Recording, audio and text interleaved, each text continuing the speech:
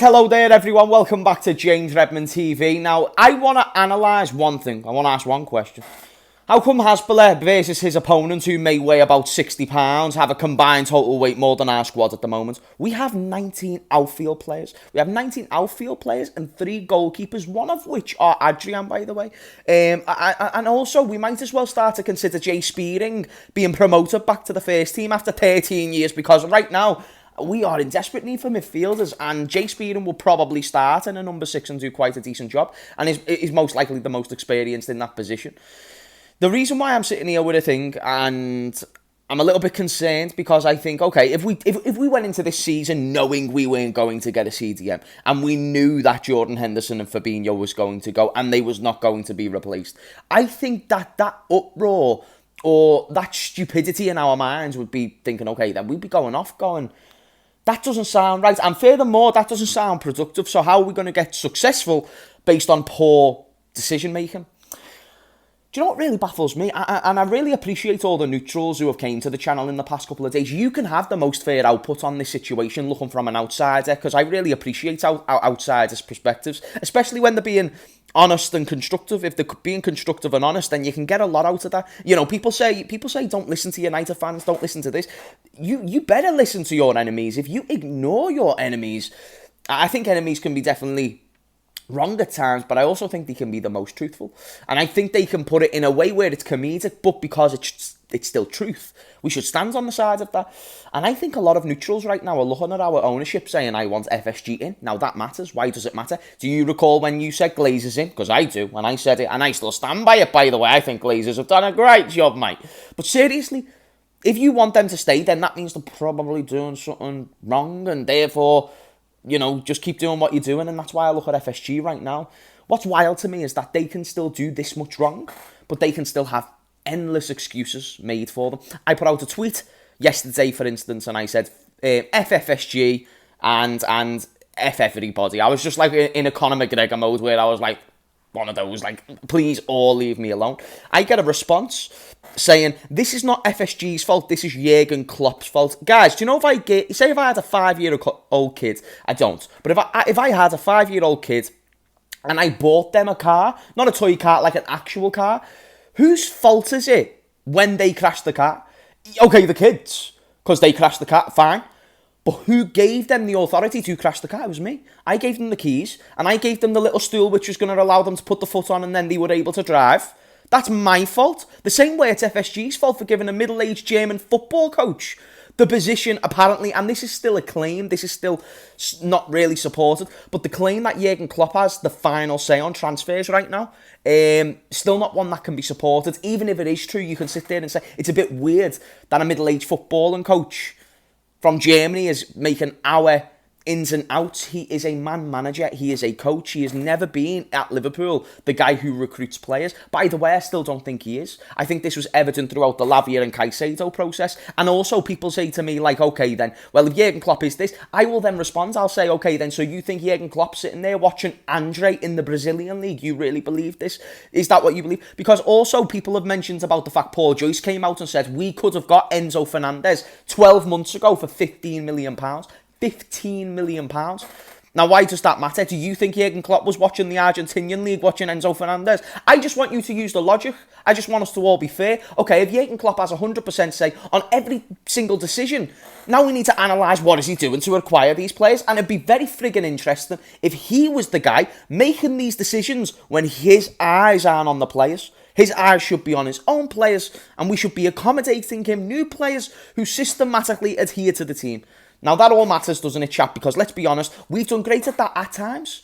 At times, we've brought people in. Robertson, never been the most technically best left-back, never been this, never been that, but systematically, massively adhered to what we needed, and what he could offer complemented us hugely. That's big, but we're not doing that no more, and I do think now we're getting to a point now where it is panic stations, and we've got less than 2 weeks of the window remaining, or around 2 weeks of the window remaining. But still, we'll sit here and we'll try and give them excuses. People on Twitter will still say, well, FSG tried, Jurgen Klopp got it wrong. Well, who hired Jurgen Klopp? If they hired Jurgen Klopp, then that's their fault. And if they're going into a season saying with their own words, okay, we want all of our signings done before pre-season, and they don't do that, That matters because now they contradicted their own words. But then people on Twitter will mention about all these things. It's like, okay, so we are going to blame.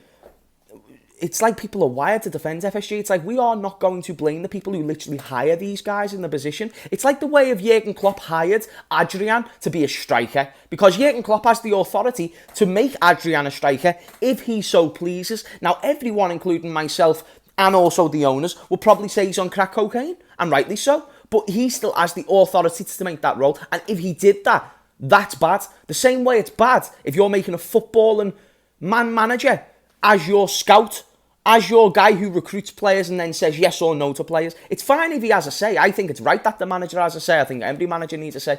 But I just think the influential say people are suggesting is not what is the case here. And also, it really doesn't matter. Okay, if Jurgen Klopp has 100% say, but only on 30% of his targets, well, then that's not really 100% say no more, is it? Think about it. Okay, I have 100% say. I get given 20 options, but 3 of those options only end up remaining on the table. Well, what happened to option number 1, 2, 3, and 4? Oh, by the way, 5.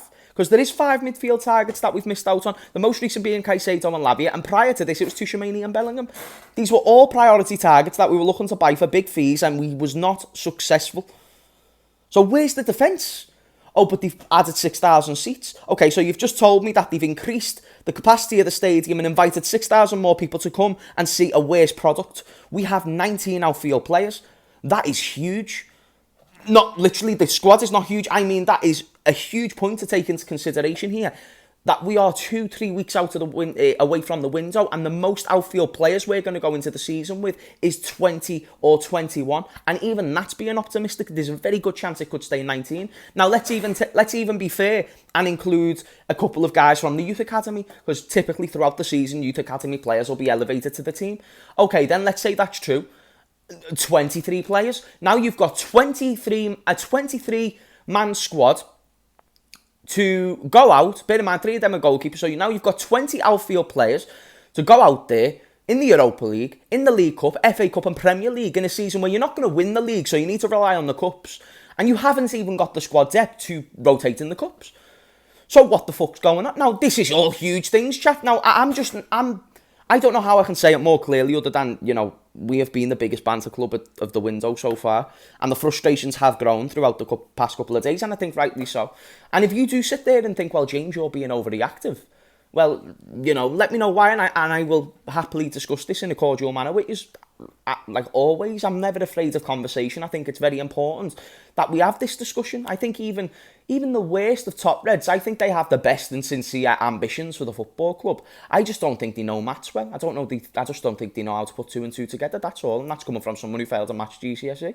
So I'm just saying to your chat, like, listen, let's be honest. I think honesty is good. I don't think blind faith is all that productive when it comes to looking at the ownership. And let's put the agency there. And whoever we go and get, thankfully it probably won't be Tyler Adams because he's off to Bournemouth, I think. But whoever we get at CDM, then listen, let's just hope they come in and do a job, you know what I'm saying? And then we still need to go out there and get a centre-back, and I'd argue another midfielder, but all will remain to be seen. But it has been an interesting window, and I do want to thank everyone who's came to the channel the past few days, but I'm not one who's good being rattled, mate. Like, when I get rattled, you can quite visibly tell, and you can see, like, yeah, this dude takes football way too seriously, and he really needs to stop being pathetic. And I agree with this, but allow me, fam. Allow me, brother. But guys, smash a like on this video, only if you enjoy. If you didn't, then you know what to do. And then also subscribe. And do you know what, people? I will see you all some point throughout the day. Oh, do you know what, boss? I've got a live stream tonight, half 8 p.m. So 8:30 p.m. UK time with Hussam and with Tom Little. That will be a big stream. That will be a huge stream, so make sure you tune in for that.